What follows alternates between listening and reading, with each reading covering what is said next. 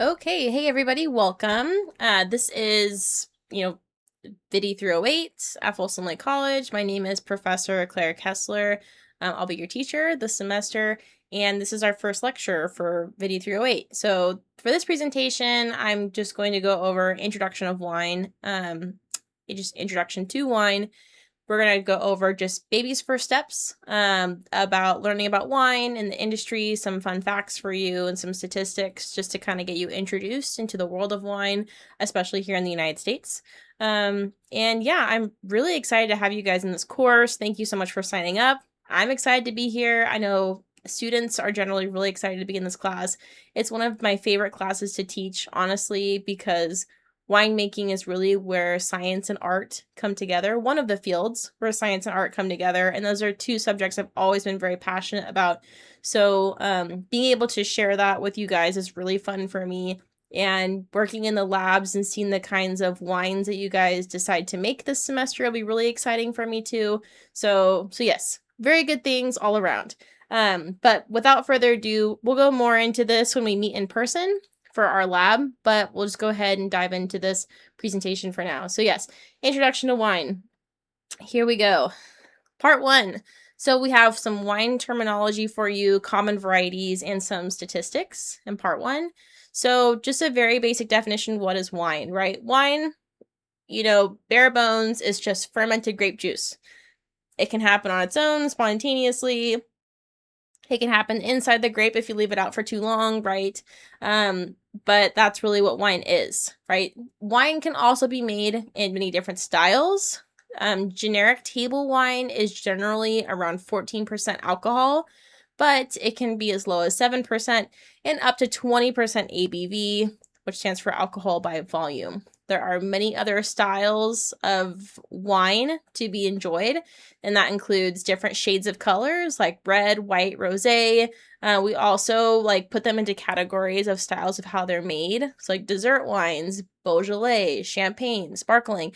Some of these names represent designations of regions that they're from. Some of them are fanciful terms, and we'll get into that more when we talk about legality of wine labeling and what that means and the expectations that are tied to that, right? So we'll learn more about that. Just know that there's a lot, okay? All right, so then we have a couple more definitions for you. So you have viticulture. Viticulture is the study of grape cultivation. It involves soil science, vineyard pests, diseases, training, pruning, and much, much more, right? Everything we do in the vineyard is the foundation for winemaking, right? We can't make good wine without good grapes. Any good winemaker will tell you that. Any good grape grower will tell you that too, right? So viticulture is really the basis of it all. Enology, on the other hand, is the study of wine fermentation science. It includes knowledge of chemistry, biochemistry, microbiology, nutrition, and much, much more, right? So bringing these two worlds together, viticulture and enology, you're bringing in agricultural science, chemistry, all of these fun things. There's so many areas that we'll dip our toes into, right? But that's really what makes it such a fun topic to talk about, because any scientist can have something to say or something to specialize in this field, no pun intended. So very cool. All right. Winemaking, in contrast to enology, is the series of operations from harvesting the grapes through providing bottled wine ready for the consumer, right? So if you're looking to, complete the program here at Folsom Lake College, whether you want to get the certificate or get the Associates of Science degree that we offer, the cool thing is in some wineries, a lot of the local wineries are small enough where the enologist and the winemaker are the same person. If you go into a much larger winery setting, very corporate, like Gallo or something very large like that, the enologist and the winemakers are two different positions. So you might decide, I really like the granular, fine detail science portion of this, and you might want to be an enologist. You might want to be looking at the, chemistry, microbiology of wine and keeping track of all the data and working in the lab. Or you might say, hey, I want to be a winemaker. I want to be out there, cleaning the tanks and working the really big equipment, maybe driving the forklift, right? If that's your cup of tea, maybe you want to be on the winemaking side, right? So there's really something for everyone in this industry, and that's why I think it's so fun and interesting. It's its own little world of possibilities. So, just some more definitions to get you going. Okay, even more definitions. So we have wine varieties. Variety is the more correct term, but the industry and the world around us has started just saying varietals, which is synonymous, right? I'm not going to nitpick either way. I just want to present both so you see both and know both. So a wine variety or a grape variety are different types of wine grapes. So there's like Grenache, Cabernet Sauvignon, Tempranillo. If you drink wine or you taste wine, those may sound familiar to you. Those are different grape varieties, right? So they're different grapes, all a part of the Vitis vinifera family, genus and species, right? So these are kind of sub varieties within those species, right? Okay, ampelography is the study of vine identification by cluster, berry, and leaf shape, right? So here we have a picture of Cabernet Sauvignon cluster, and this is something that you would see if you were studying ampelography. And this is a really old science. They still teach it at UC Davis, which is really cool. I took a class on ampelography and it was hard, so hard, but it was super rewarding. And I have like mad skills. So I'm super grateful that I got to do that. So this is Cabernet Sauvignon. Ampelography is being able to identify a grapevine just by looking at it, right? So just by looking at it, looking at the cluster, the shape of the berries, the size of the cluster, the size of the berries, the architecture, how tight that cluster is, how loose that cluster is, how the berries taste, the leaf shape, right? So you can see here we have these beautiful, what we call punch hole sinuses in the leaf here. That is a very telltale sign that this is Cabernet Sauvignon. It could also be Cabernet Franc too, though. They're very similar shapes. So yeah, that's ampelography for you. And the next thing to talk about are clones. So when you get really into winemaking or even wine tasting, if you want to become a sommelier, you might be part of conversations where people start asking winemakers, like, for example, there's a really big community of people that love Pinot Noir out there. Pinot Noir is a red grape variety that comes from France, and it has very tight, small clusters, makes a very beautiful, nuanced, light red wine, right? But people in the scene get so into it, they start asking, oh, what clone of Pinot Noir is this? So there's a variety, and say that's Pinot Noir.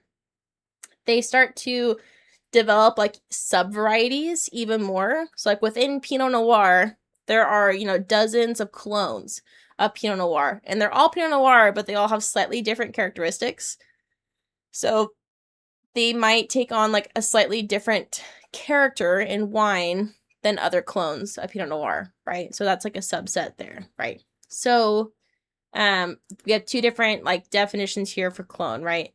So we have what I just talked about is number 2 here, different clones of a variety. So it's a subset of a grape variety that has slightly different characteristics from other clones. This is because of a random mutation that happens. It could be stress, could be UV, could just be completely random, pest pressures, etc., right? This can do this, right? So that creates a whole new clone. To clone something, like the act of cloning, is when you take a cutting from a mother vine and graft it onto the rootstock or root it, create roots and plant it, right? So it's taking a genetically identical cutting from the mother plant and planting it somewhere else. So that is the act of cloning, right? But that's not how different clones are created. Okay, hopefully that can make a little bit of sense. We can talk more about it. If you have questions, just let me know.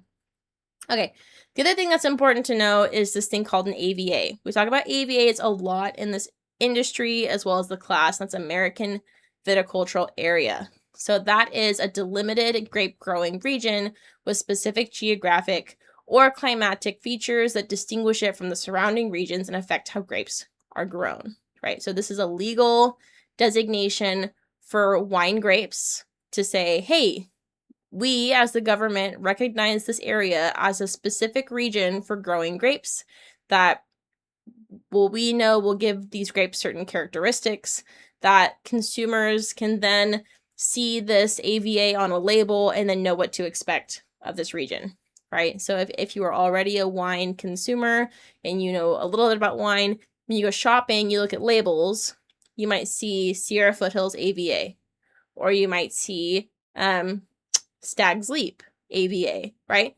So Stag's Leap is in Napa, Sierra Foothills is here, more local, right?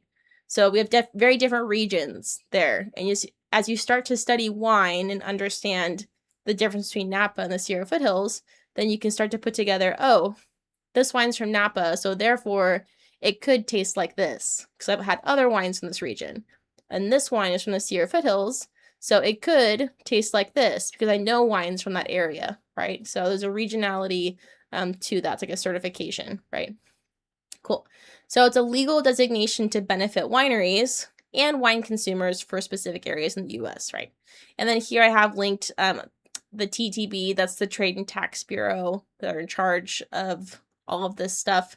Here's the AVA Explorer map.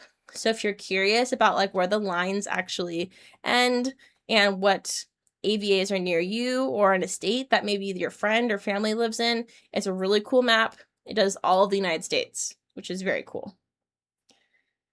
Okay, so when we talk about wine in California, the leading varieties, and some of these may be surprising to you and some of these may not be surprising, are as follow, right? So you can actually look at this report put together by the USDA called the Grape Crush Report. They do it every year, and it goes through all the varieties that were harvested, how many tons, the average price per ton per district, and what they grow, right? So this is a really cool report, and these are numbers from 2021. Things have been kind of crazy since honestly 2019, right? For the world, humanity, and the wine industry. So I haven't updated these numbers because 2026, we're kind of in a really weird situation in the industry right now. So I'm just going to keep these numbers for now because these numbers reflect a time when things were still somewhat sane. So anyways, okay, reds for California. Cabernet Sauvignon, Pinot Noir, Zinfandel, and Merlot. Top reds by far, right? And we can see that in this graph here. Cab, Zinfandel, Pinot Noir, and then Merlot over here. For the white varieties of California, we're seeing Chardonnay, Sauvignon Blanc, and Pinot Gris, right? Some of you may be surprised this is a lot of Chardonnay, right? Chardonnay is super popular, but also consider a lot of the sparkling wines that we drink are Chardonnay based. So those all get included in that counting, in that number, right? So what you can also see is we have some other varieties here. French Colombard. This is a white grape variety that's used in a lot of box wines, a lot of cheaper, like 2-buck chuck white wines. Ruby Red. This is a variety where the juice of the grape is actually red already. It does extract color from the skins as well, but this is something that a lot of people use to plump up the color in their other red wines. And then we have Muscat of Alexandria. This is where you're getting like a lot of your Moscato wines, which a lot of that does come in box wines. Some of it does come in more expensive packaging. And then we have other varieties here, a whole 28%. So California is actually extremely diverse of what we produce and what we grow, what we're capable of growing. But if you wanted to look at the market as a whole for California, this is what we got. This is what we do. Okay, so the next thing that you're going to want to know is something called the Winkler Index, right? And so just to take a step back for a second, right? This presentation feels like a lot of just like here and there information buckshot. That's the intention. It's just to give you a little bit of information about everything so you can kind of start to develop the big picture of the industry, right? Okay, so Winkler Index. Winkler Index is something that was created at UC Davis. Amarine and Winkler were one of the earliest researchers at UC Davis. They developed this system to try to understand or categorize what grows best in what areas of California, right? So our state is huge, right? We have coastal areas, we have like the Central Valley, we have the mountains, we have the Sierra foothills, and we have everything, right? California has everything, which is awesome. But because of that, we really need to understand all of these zones, and then hopefully we can understand those like climate zones, then what grows well in those areas, right? So that's exactly what the Winkler Index does. So it split California up into regions 1 through 5, and this depended on their heat summation or degree days, right? So I don't have the link, but there's a calculation for degree days if you're interested. It only takes into account the growing season, because grapevines will actually go dormant during the winter season and early spring. So the growing season is all that's captured in the Winkler Index, and that's all that we're looking at for grapes. So we have regions 1 through 5, and as you can see, we have region 1 split into 1A and 1B. So here you can see that only very early ripening varieties achieve high quality, mostly hybrid grape varieties and some Vitis vinifera, right? And then here are the units that go with it. Region 5, as you can see, is extremely hot climates, right? And so this would be for fair quality table wine or table grape varieties destined for early season consumption are grown, right? But as you can see, we have a strong preference for region 2 for good quality wines and region 3, right? So I believe in the Sierra foothills, we are in this region 3 kind of area there, right? Oh, here we go. We have some examples, right? So here's a map of California, right? And this is kind of a microclimate map. It shows you like the varying craziness that we have for temperature, right? So here we have the northern coast heading up towards the Pacific Northwest, right? And then we have the Sierras here in the mountains. So we have cooling by ocean influence and then cooling by elevation as well. So for cool climate varieties, these are grape varieties that typically do well by the coast or in cooler areas of California. In the world, we see a lot of Chardonnay, Pinot Noir, Sauvignon Blanc, Riesling, and Gamay, right? And so if you traveled California and you're a wine taster, that might sound very familiar to you, right? For the hotter portions of California, things that are really successful are a lot of reds. So Zinfandel, Barbera, Cabernet Sauvignon, Cab Franc, Merlot, Malbec, and Syrah, right? So that's a little bit of that for you. For example, regions for the Winkler Index, if you're thinking of like region 1A, it's very, very cold, right? You'd be looking at Washington, the Puget Sound. So that's like right on the ocean, and like Seattle or Washington area is typically very cool, right? It's very nice area. So think of the growing season. You're going to have some really nice days in Washington, Puget Sound. You're going to get a lot of that coastal fog, but that's going to be like one of the coolest possible areas that those grapes can grow. For 1B, we're looking at the California Central Coast, Santa Maria area. For region 2, we're looking at Bordeaux, France. Region 3 is the California Sonoma Valley. Region 4 is Napa Valley. And then region 5 is California Lodi, right? So, very good. And I think Sierra foothills, I think we're right here between 3 and 4. As we get a lot of cooling from the elevation that we're at, and with all the cool air coming off the backs of the Sierra mountain range. So, yeah. Okay. Why is this important? We'll talk about climate. If you take the viticulture class, like Viti 303, Viti 301, we'll talk a lot about climate in that class, and even the wine tasting courses, right? So there's a lot of discussion on cool climate regions versus warm climate regions for wine, and that's not just like a wine snobbery topic to contemplate. There is a lot of merit to that, and just knowing the area that something was produced can tell you a lot about what you can expect it to taste like, right? And this is really helpful because wine is expensive, generally speaking, right? So if you're going to be spending your money on something, the more you know about it, the better off you'll be, right? And also you want to make decisions. You want to buy something you like, right? Okay, so cool conditions versus warm conditions. If you're growing grapes in a cool climate area, generally speaking, there's going to be less ripeness in fruits, in the wine, like flavor-wise, and in the fruit itself. You're going to have more tart, bright fruit flavors, higher acidity, lower sugar. Because there's less sugar in the fruit, it means less alcohol in the wine, and less alcohol in the beverage and the wine leads to what's called a lighter body. So it's going to taste lighter in general. Be pretty easy to drink. For a warmer climate grape variety, so think like Central Valley, you're going to have more ripeness in fruit, softer, sweeter fruit flavors, lower acidity and higher sugar.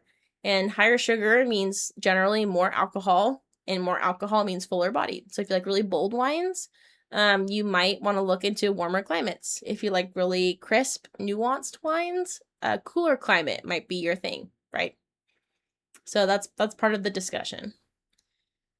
Okay, if you're curious about the top US wine producers in 2022, we have California, number 1. Huzzah. And again, older data because things have been really thrown into like a washing machine lately. So if you'd like to look into current data, I totally recommend you do that. But this was the gold standard for a long time. And things are kind of in a mishmash right now. We're waiting for things to settle out so we can understand what's going on, right? So, top producers. Number 1, California, with a total case production, 85% of the country's production came from our state alone, which is crazy, right? Washington came in second place with 5%, New York with 4%, Oregon with 2%, Texas with 1%, and then we have Michigan, Illinois, North Carolina, Pennsylvania, and Indiana, but at less than 1% coming in on that rating, right? So by far, California is the wine state of the United States, which is pretty crazy, right? When we look at economic impact, right? So this is how much each state contributes to the economy of like wine impacts the economy, right? And for the United States as a whole, right? So California, number 1, at $71.2 billion. So California alone has 5 times more economic impact than any other wine producing state, which is pretty crazy, right? Next in line is New York, and then Texas, Florida, Washington, Illinois, Oregon, Virginia, and Michigan, right? So I think where a lot of this comes from, or where all this came from before a lot of political things came into play and before the pandemic, was a lot of wine from California is being exported, right? So think, we might not think the Sierra Foothills is a really big area. I hope it becomes one day because we make fantastic wines. It's totally underrated. But Napa Valley is a world destination. You think about people fly across the globe to come to Disney World or whatever, right? They're also coming to Napa. Like a lot of like higher end executives, celebrities, a lot of people will hold business retreats or conferences in Napa, which is really crazy. So it's really kind of like one of the capitals of beverage, but also cuisine too. Like a lot of high-end restaurants are over there, Michelin star things. So it really does make a big difference into the money that's being brought into our local economy, right? Or our state economy. So yeah, a little bit of like little mishmash of everything, right? So part 2 of this is wines of the world. So hopefully this will give you like a broad sense of what's out there and just how expansive this is, right? So on a world scope lens, the 10 wines or 10 countries that produce the most wine as of 2021, number 1 was Italy, right? Which is crazy considering how small Italy is. It's just pumping out more wine than anyone else, right? Then we have Spain and France. United States comes in 4th. Next in line is Australia. Then we have Chile, Argentina, South Africa, Germany, and Portugal, right? So some somewhat small as far as like acreage countries in here producing a lot of wine, which is really cool, right? So when we look at consumption around the world, right? So the top 10 countries that consume the most wine overall in 2020, and this was in million hectoliters, United States was number 1 for overall, right? However, think about how massive our country is, right? We have a ton of people living here. Our country is huge.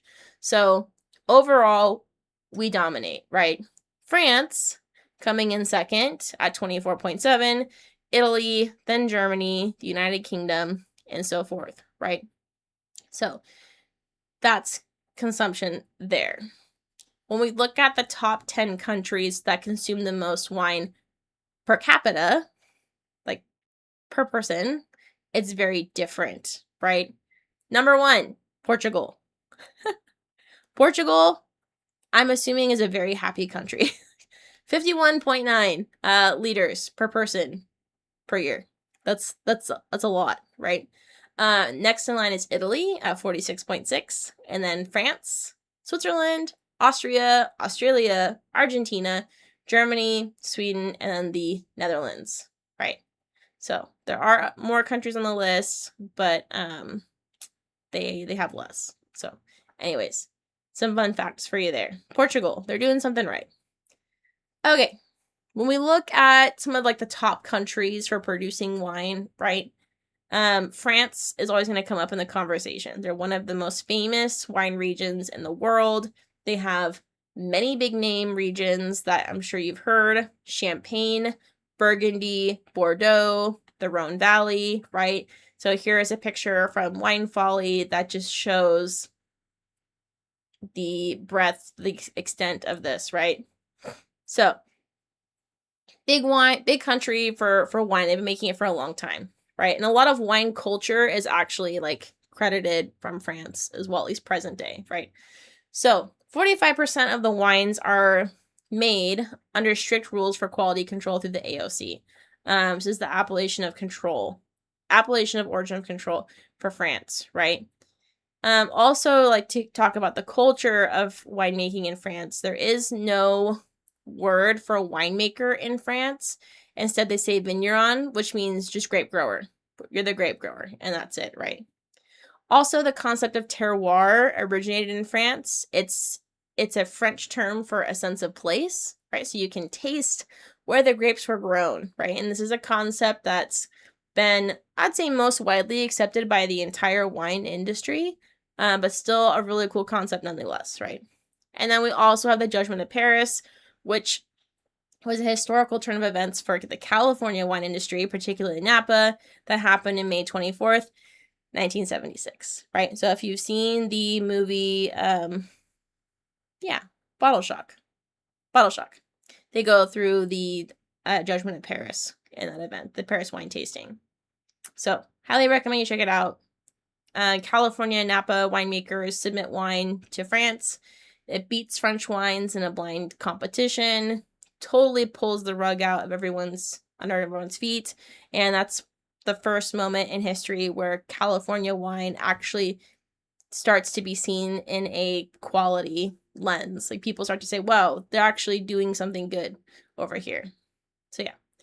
Okay, so if we want to look at Bordeaux specifically, right? Bordeaux produces high quality ageable white wines and sweet wines, but 90% of their production is reds, right? So some of the most expensive wine in the world comes from Bordeaux, up to $3,715 per bottle. I'm sure it's actually much more than that by now. I'm sure you could find something for much more. So that's an old number. So when we talk about Bordeaux, we have like the big 5 from Bordeaux, right? And the way that I remember this is the 2 Cabs, the 2 M's, and Petit Verdot. So the 2 Cabs are Cabernet Franc, Cabernet Sauvignon, and then the 2 M's are Merlot and Malbec, and then Petit Verdot, right? So the 2 Cabs, the 2 M's, and Petit Verdot. Cool. Next, we have Burgundy. So this is also in France. The winery is traced back to medieval times when Cistercian monks planted grapevines in walled vineyards called clos, attempting to stave off the plague back then, right? With their ability to read and write, a lot of our concepts of terroir come from these monks and their studies and plantings of vineyards all across Burgundy, which is really cool, right? So the northernmost region is the coldest. It is the northernmost and coldest region that grows red varieties. That might have changed by now. With climate change, we might have things planted above that, actually. It was at one time. So there can be a lot of variability with the wines made here over the vintages, right, depending on weather. So that's why people purchasing wine from this area will typically spend a lot of research knowing what's a good vintage and what wasn't, right? So common varieties here are Pinot Noir, Gamay, Chardonnay, and Chablis are the main grapes grown, right? Cool. Okay, that's just like a dip your big toe into France. Next is Italy, right? Italy is really another, again, number one producing country of wine in the world. Greeks called Italy Onitria, meaning the land of wine, right? So this is Eno, this wine here, right? We also have what's called the Mediterranean Holy Trinity, which is bread, olive oil, and wine, all come from Italy. Italy is really cool. There are over 500 native grape wine varieties. Its topography is 40% mountains and 40% hills, so there's a lot of microclimates within that, and that helps with the diversity of grapes that grow there. The sum of all the regions that are planted are over 1.9 million acres and over 384,000 wineries. So wine is definitely intrinsically woven into the culture of Italy, by far. Some of their famous blends are the Super Tuscan, which is Merlot, Cab, Sangiovese, Syrah, Cab Franc, and others are within that. Chianti is another big one that you'll see a lot, and these are typically sold sometimes in this like squat bottle. Here you see the straw basket on the bottom, and that is more than 70% Sangiovese, but it also can contain Cab Sauv, Cab Franc, and others as well, right? So, wines of Spain, again, just kind of like moving through it. Spain has the highest acreage of vineyards, but has low grape yield, right? So that's when you look at the facts of like who grows the most or whatever, right? There's always going to be some nuances in there, so just be careful what that nuance is, right? So highest acreage of vineyards, but has a low grape yield, so they don't get a lot of grapes from those vines.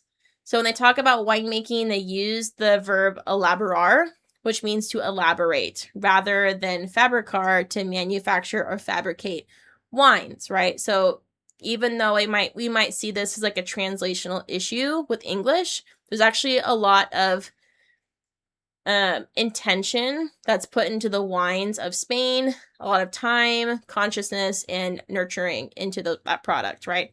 So just like in France, how they use the term vigneron for grape grower instead of winemaker, right? It's implied that the importance of that position is in growing the grapes, good grapes first, right? And if you are in Spain and you use the term elaborar, it implies a really strong importance to the timing and planning of winemaking, right? So the choice of words reveals the cultural significance of these areas. So I think that's really cool.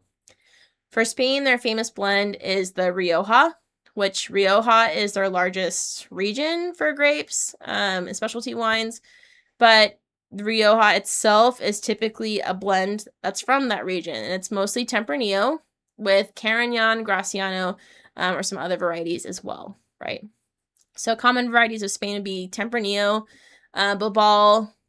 They have their own version of Grenache, which is called Garnacha, Monastrell, Albarino, and more, right? So they have their own kind of like list of varieties and their own styles, and they do a lot of really cool things.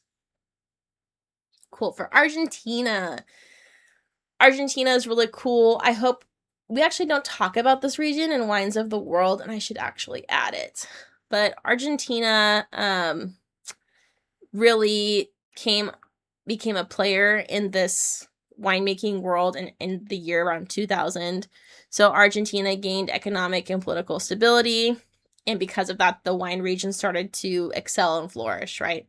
So Argentina is mostly dry and desert lake climate. Patagonia is the exception.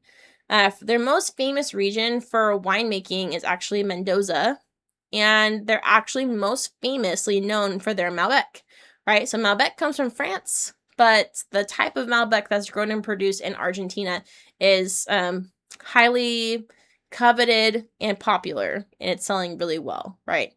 Torrontés is a really fun white grape variety that comes from Argentina. It's a cross between Mission and Muscat of Alexandria. And then, of course, they also produce Cabernet Sauvignon and Chardonnay. Yes. So yeah, if you can't see, Mendoza is right here, this kind of olive green space. Okay. Australia. This is in no specific order. This is just for fun. Okay. Australia. What you'll see in Australia, you'll actually see kangaroos are a huge pest in the vineyard. You see a lot of machine harvesters. There isn't a lot of available labor for vineyards in Australia, so they rely a lot on machinery, which is interesting. For the common varieties of Australia, we see Shiraz, which is Syrah, and then we see Chardonnay and Cabernet Sauvignon, right? And Yellowtail is one of the most recognizable Australian brands that we have here for sale in our market. But Australia makes a lot of wine, and not just like the lesser expensive imported stuff. There's a lot of really high-end, higher priced wines there too. So that's very cool.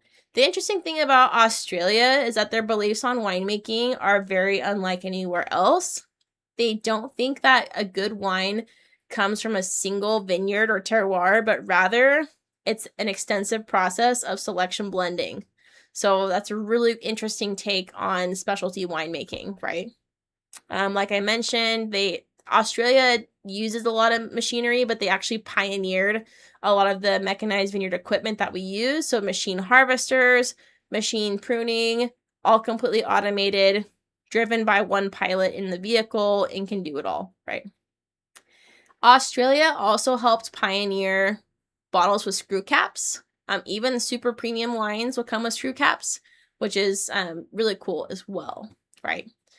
For Yellowtail was one of the first Australian wineries to successfully mass distribute into the United States, but it is interestingly also the fastest growing brand in the history of US wine industry, which is kind of crazy. So yeah. Okay, next we have New Zealand. New Zealand, I just hope to travel there someday. It just looks amazing. I'm a huge Lord of the Rings fan, so hopefully I can make that happen. But New Zealand is another wonderful place for wine. Overall, it's a very cool climate, right? It's island surrounded by ocean, right? The nearest landmass is Australia, which is 1,000 miles away to the northwest.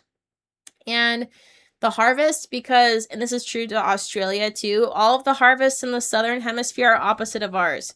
So harvest season runs March through May, whereas our harvest season runs August through, November or whatever, right? So for those students who want to specialize in winemaking, it's actually very common, if you can afford it, of course, to jump across the equator and work 2 harvests a year. So that way you can double your experience, right? So within 1 calendar year, you can work 2 harvests, right? And also do some amazing traveling. I think that's so cool. Anyways, so worth noting. Common varieties for New Zealand: Sauvignon Blanc, Chardonnay, Pinot Gris, Pinot Noir, and Riesling, right? Sauvignon Blanc from New Zealand is so famous because it has a very distinct grapefruit character. So if you like grapefruit, you're going to love New Zealand Sauvignon Blanc. Also, it's extremely affordable, which is wonderful, right? The cool thing about New Zealand too is 98% of the vineyards are certified sustainable, which is amazing as well. Cool. Awesome. So next we're going to head into some wine history. I also just want to preface this saying that at any point you can pause this video if you're like getting fatigued. Most of my presentations are not necessarily this long, but that's the beauty of the video. You can pause it, you can rewind it, watch it another time. So you have that option. So anyways, wine history, right? Wine is super interesting because it actually predates written texts. So all we know of the origin of wine comes from archaeological findings, right? We find traces of tartaric acid in urns around the world indicate that they contained wine at one time. Tartaric acid is the most leading acid in grapes, right?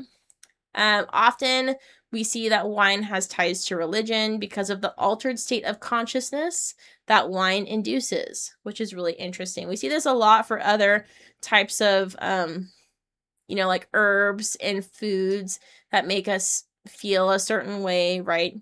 They are often linked to spiritual or religious ceremonies or situations like that, right?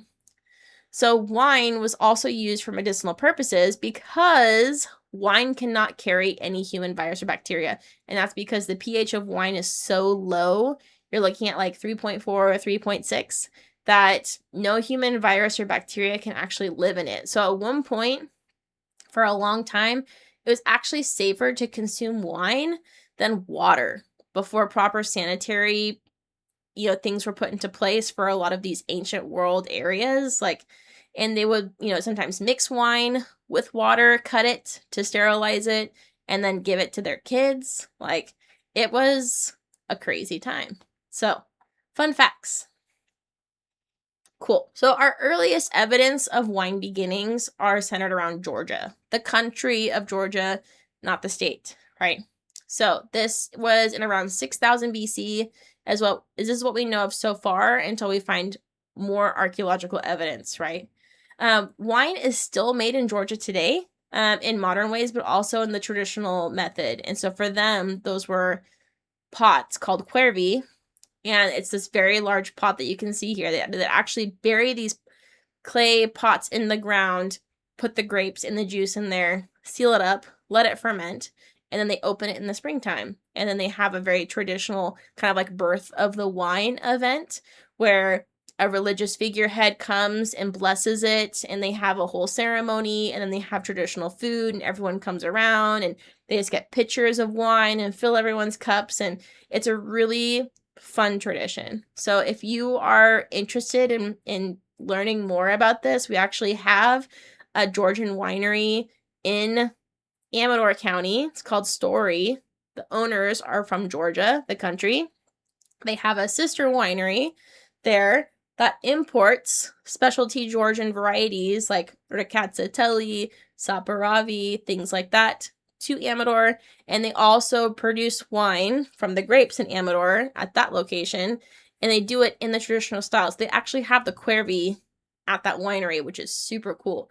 So totally recommend. Oh, you check them out. And here's that slide. Sorry. So here's Story. Here we have Joseph, or we call him Joey.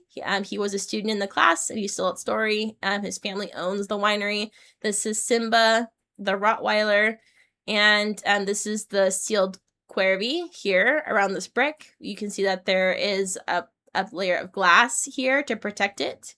And then here we have George. Inside the quervi, as you can tell, if you are terrified of tight spaces, this won't be it for you.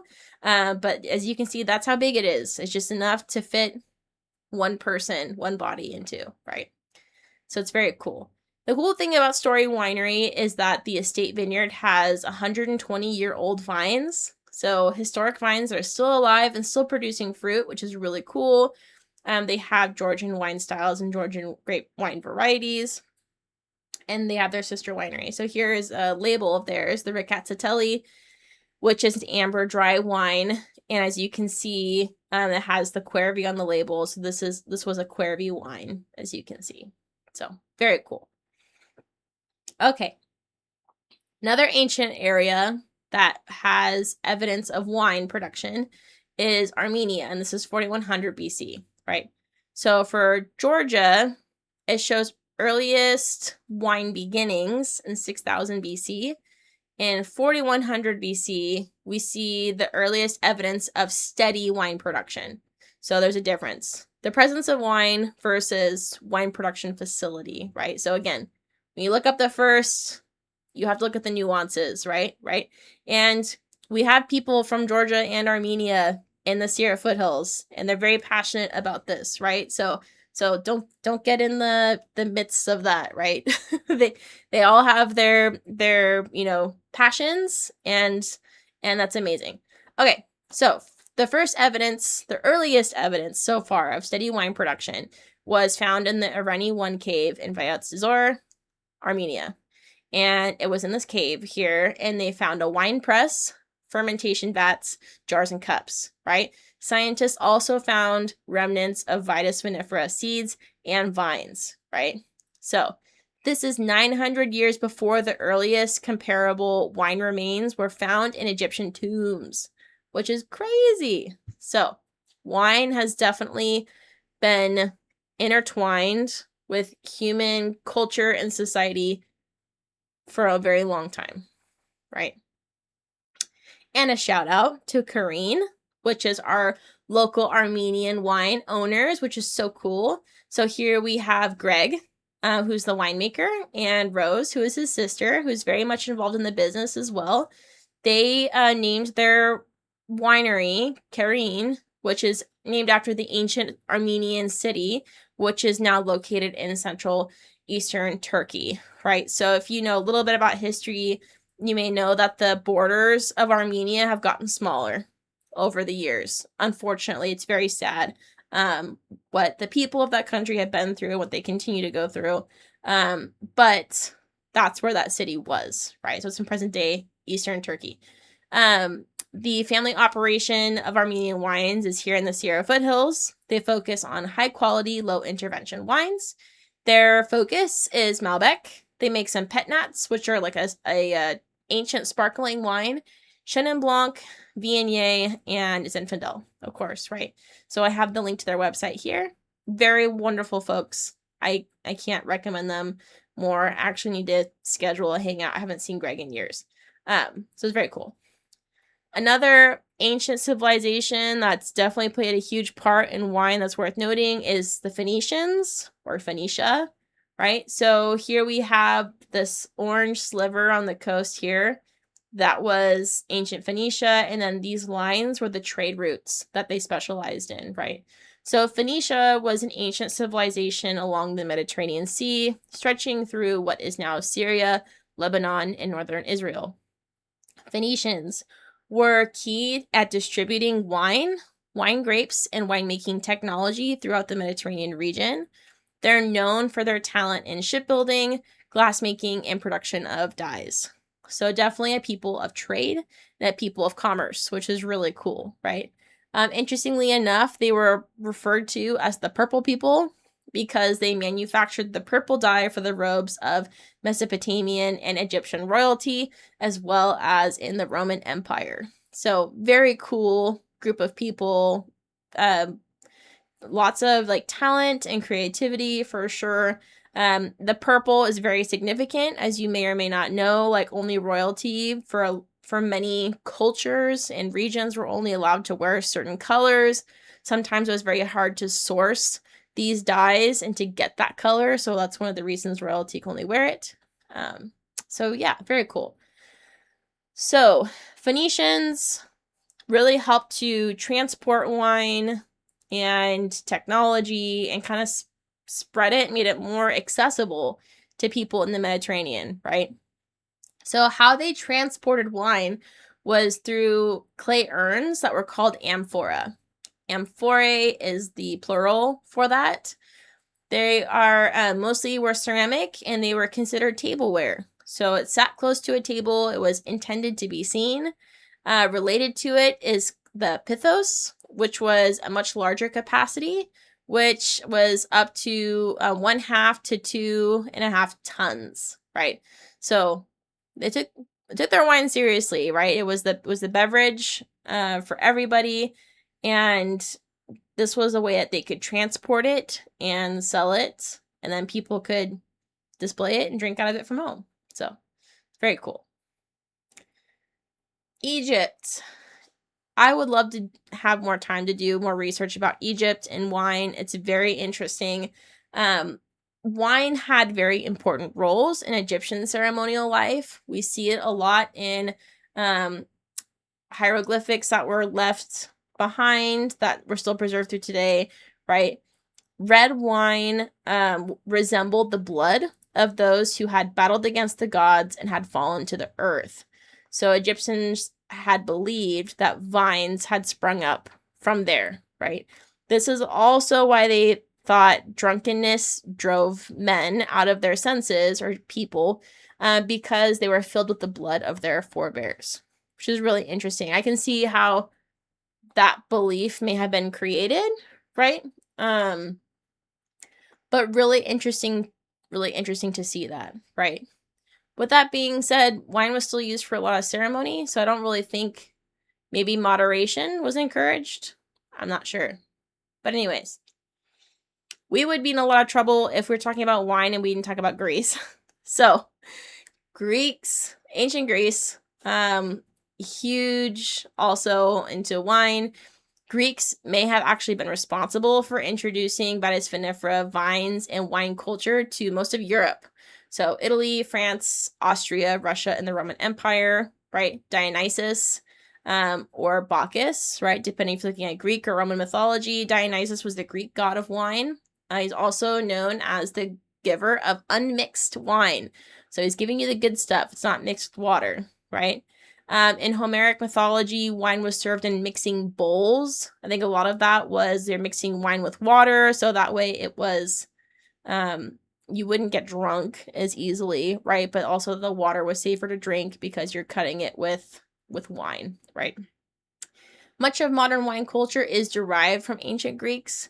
The act of, being outside in nature and consuming wine as an activity or as a community with other people is credited towards a lot of Greek culture at that time.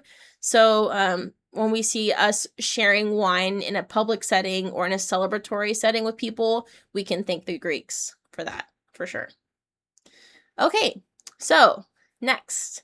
This is the last slide of the presentation, and these are my student learning objectives. So if you are feeling overwhelmed preparing for the quiz that's going to be online, go through the student learning objectives. If you can answer all the questions in the student learning objectives, you will be ready for the quiz. I can guarantee it, right? So these slides are posted to Canvas. You can print them out or you can look at them, right? Please do not use them while you are taking the quiz. It's supposed to be a closed book quiz, right? But this is a way to help keep you on track and make sure that you'll be ready for the quiz when you decide to take it, right? Cool. All right, so that is it for this presentation. Thank you all so much for your patience. This was a longer one. I look forward to meeting you all in person if I haven't done that yet. And I'm looking forward to a really good semester. So thank you all so much, and I will catch you on the next video.